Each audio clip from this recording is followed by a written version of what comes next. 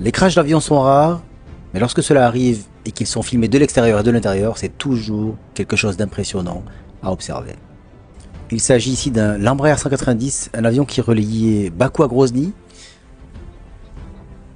et qui a dû atterrir en urgence et crasher sur la piste.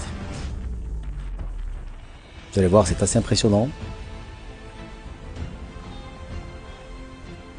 Alors, au cours du crash, il y a eu 29 miraculés, 38 décès.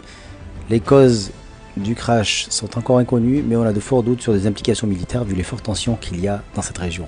Ce crash confirme encore une fois que les statistiques de survie des passagers dépendent de leur place dans l'avion. On va voir ça tout de suite.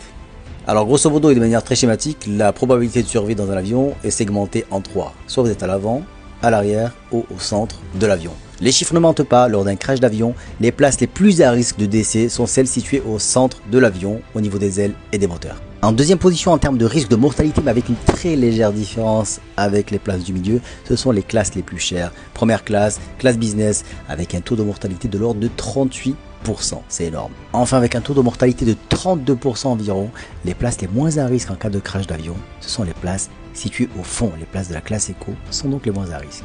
Petite subtilité qui va vous réconcilier avec les places du fond, il y a une sous-catégorie, ce sont les places au milieu du fond. C'est-à-dire vous êtes ici et dans ce cas de figure, le taux de mortalité passe à 28%.